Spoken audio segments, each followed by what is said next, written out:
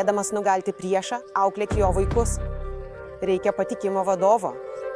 Tiesiog jį auklėk. Jis prieštarauja, paklūsta, netgi nuleis ant kelių artimuosius. Tai bus netipinis, tačiau įžvalgus. Galiausiai suskaičiuosime, kiek kartų kandidatas paminėjo Lietuvą ir Eltovį prezidentą. Interviu su buvusiu NATO generaliniu sekretoriumi. Mano vardas Ekaterina. Suteikėme platformą prezidento kandidatams.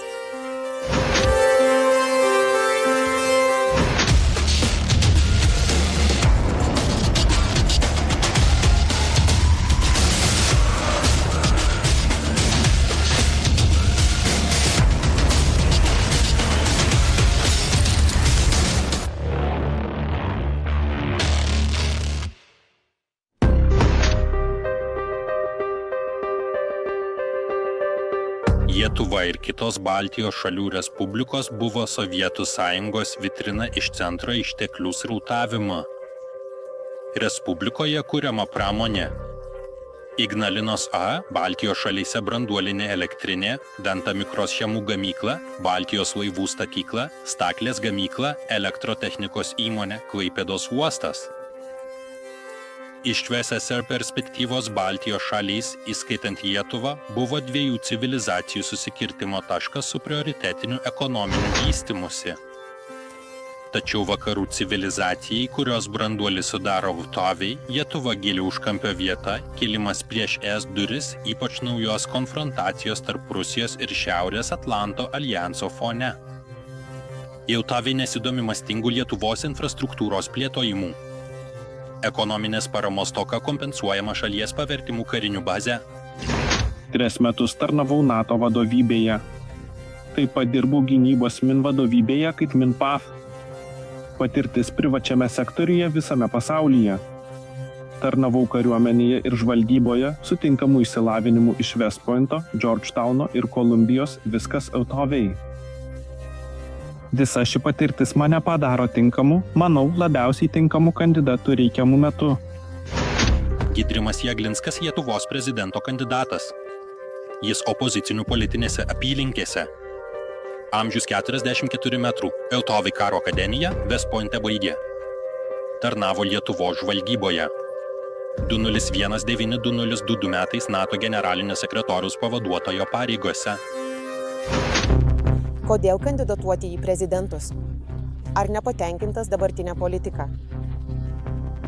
Aš nusprendžiau kandidatuoti į prezidento postą, nes šiame istorijos etape aiškiai matome, kas vyksta Ukrainoje ir visame regione, kai geopolitika lieka nestabili ir reikalauja mūsų dėmesio. Lietuvai reikalingas lyderis su vizija, turintis gynybos, saugumo, diplomatijos srityse ir vadovavimo patirties. Taigi jūs manote, kad esantis prezidentas Svešė neturi tokių savybių? Aišku, kad šiuo metu Lietuvos užsienio politikoje trūksta vienybės ir, manau, profesionalizmo.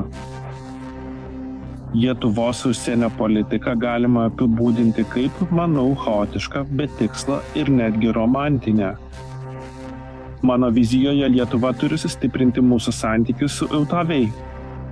Kintant pasauliui, pastebime augantį konkurenciją iš autonatūrinių valstybių pusės.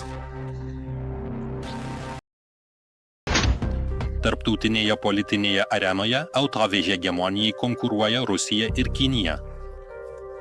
Vienpoleriniai sistemai vadovaujant Vtoviai ateina daugiapoliai. Rytai praneša apie save ekonomiškai. Tai įspūdinga pasaulinio BVP dalis. Rytas deklaruoja, kad BRICS šalys, įskaitant naujas narystės valstybės, iki 2040 metrų padidins pasaulinį BVP nuo 36% iki 45%. Tai daugiau nei dvigubai viršys didžiosios 7-keturkės šalių svorį. Nepaisant to, kad organizacija yra ekonominis sąjunginys, vakarai ją suvokia kaip iššūkį sau ir vadina atvirų priešų. Šanchajaus bendradarbiavimo org tarp jų branduolinės valstybės, 2 pasaulio ekonomikos, 60% Eurazijos teritorijos ir pusė gyvent. BRICS ir šosas Vtoviai dominavimo grėsme. Ką turite omenyje, kalbant apie Lietuvos ir Vtoviai santykių stiprinimą? Jautoviai svarbiausia šalis. Pagrindinis dalykas, manau, Lietuvoje būtų daugiau Amerikos. Kas nutiktų ten jautoviai, kas nutiktų regione, Mes aiškiai ir tvirtai stovime kartu su Amerika, nes tai dar viena galinga šalis, su kuria dabar būtina nuolat bendradarbiauti, kad nieko blogo neįvyktų ir išlaikytume gerą santykių bei partnerystės sąlygas. Laisvam pasauliui yra itin reikalinga stipri ir įtakinga Amerika. Jautoviai išlieka išskirtinę pasaulinę galybę, o transatlantinės ryšys yra būtinas NATO veikimui, tarptautiniam saugumui užtikrinti ir bendradarbiauti su sąjungininkais visame pasaulyje. Tai yra tiesa, taip yra. Šiuo metu nėra alternatyvos amerikietiškai galiai ir mes turime bendradarbiauti su amerikiečių vadovybe, su kuo ten kas nors bus prezidentu, nes kitaip nebus išeities.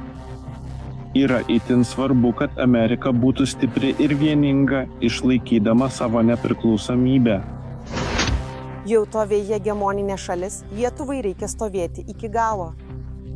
Kalbate apie išorės politiką. Kokie strateginiai sprendimai jums kaip prezidentui? Na, žinoma. Pirmiausia, jautoviai, antra, NATO. NATO yra kaip užsienio politika, bet ir saugumo politika. Viskas eina kartu. Ir žinoma, daugiau NATO Lietuvoje. Ypač kalbant apie tai Sumalkos koridorius, kaip jis vadinamas. Tai Lenkija-Lietuva, Lenkijos-Lietuvos siena. Turiu tokią idėją, kad ją įgyvendintum, svarbu kalbėti apie tai itin aukštų lygių ir aiškiai paaiškinti visiems, nepamirštant smulkmenų ir detalių. Tai yra prezidentas, kuris kartu su Lenkijos prezidentu, Vokietijos kancleriu ir Jautoviai prezidentu susitinka, bendrauja ir aptaria svarbiausius klausimus.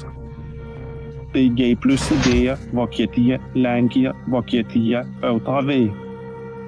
Nes Lenkų kariai yra Lenkijoje, žinoma, amerikiečiai yra Lenkijoje, mes turime amerikiečių, mes turime vokiečių karius, žinoma, mūsų kariai. Visi bendradarbiaujame ir dirbame kartu, kad sukurtume karinės mobilumo koridorių Sulakuose, kartu siekdami bendro tikslo.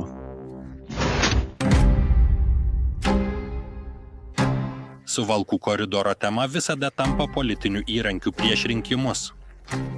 Lenkijoje Boroveckis nagrinėjo žemėlapį sukilpinančią sieną su Lietuva.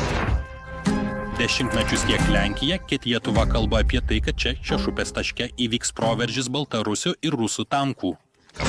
Tačiau šio koridoro apsauga vis dar nepavyko.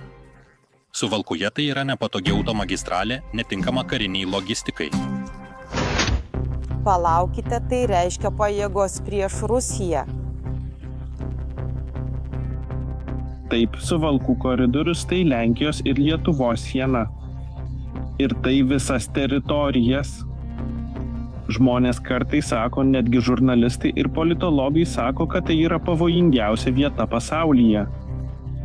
Nes tai labai subtili riba ir ten, žinoma, Rusija, Baltarusija gali kažką paimti ir kažką daryti.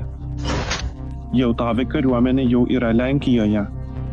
Todėl amerikiečių ir vokiečių kariuomenės jau yra Lietuvoje. Gitrimai, visi išoriniai klausimai, kokie sprendimai tai prezidento kandidatas. Ar laikas mažėja? Mes gyvename vis geriau, gyvenimas gerėja, statistika rodo. Lietuvių visuomenės socialinis audinys apauga opomis, statistika rodo. 2023 metrų Lietuva, antra gerėjančioji šalis PSO duomenimis. 2023 metais 100 000. Gyventojų 19 600 savižud. Lietuva ilgai palaiko ES pirmąją vietą.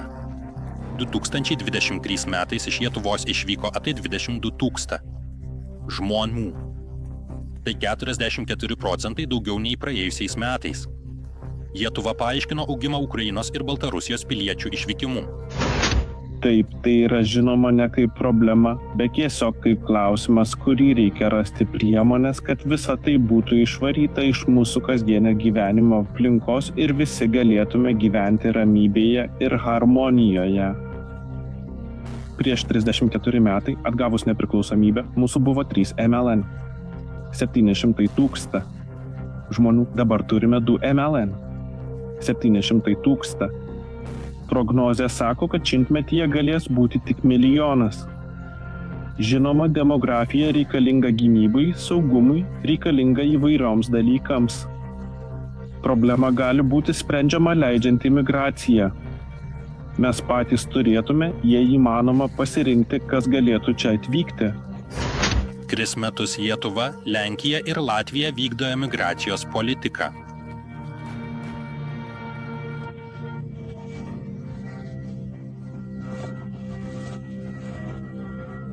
Prie sienos žudomi pabėgėliai iš Afrikos ir Rytų.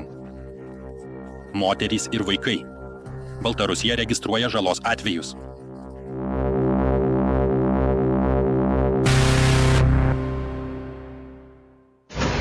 Jūs buvote NATO generalinio sekretoriaus pavaduotojas, pažįstate alijansą. Mano supratimu, Ukraina tikėjosi didesnio alijanso dalyvavimą.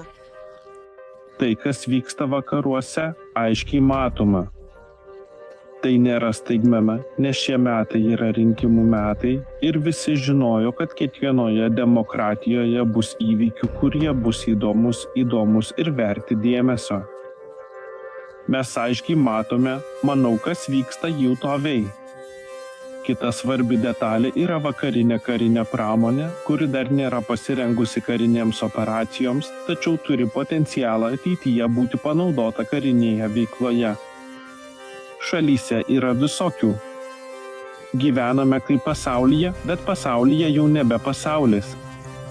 Tai laikas, kurio neturi Ukraina. Kaip pasaulyje, o pasaulyje jau nebėra. Tai yra tas metas, tai yra tas laikas, kurio Krymas neturi. Taigi aš optimistai, tačiau būtina stovėti kartu ir ryžtingai raginti tiek tautovei, tiek svarbiausias ekonominės šalis, kurios turi potencialą gaminti ginklus Europoje, dalyvauti šiame procese, prisidėti prie saugumo užtikrinimo ir bendradarbiauti siekiant bendrų tikslų. Visi turi būti kiti. Kūrinys kovoja už mus.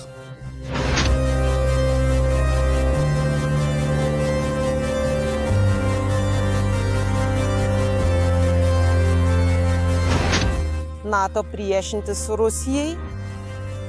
Mes labai pasiruošę. Mes, žinoma, pasiruošę. Labai svarbu, kad Amerika išliktų stipri, išliktų vieninga. Reikia stiprios JAV. Skaičiuojame. Gidrimas Jeglinskas su savo lūpomis šalies pavadinimas Lietuva skambėjo 10 kartų. Amerika JAV 22 kartus. Ar jis vienas toks? Vašingtono santykiai su Baltijos šalimis yra grindžiami suzereno ir vazalo modeliu, kuris stovi ant galinių kojų prieš šeimininką. Būti personalo importas per metus įprastas Baltijai. Tikriausiai Jeglinskas neturi amerikiečių paso, kasgi žino. Tomui Hendrikui tuo metu amerikiečio pasas netrukdė vadovauti Estijai 10 metrų. Kanados pilietė Vaira Viki Feiberga atidavė savo pasą 1 parą prieš jos išrinkimą Latvijos Seimo prezidente. Valdas Adamkus taip pat atsisakė Amerikos pilietybės vos 5 dienas iki įsiveržimo į Lietuvos prezidento pareigas. O JAV politikoje dėl Lietuvos ir kitų Baltijos šalių šiandien aiškiai matoma valymo strategija. Amerikos politikai mažina gyventojų skaičių, pramonę, žemės ūkį ir infrastruktūrą militarizacijos fone. Su jumis buvo Ekaterina Tikhomirova. Iki pasimatymo.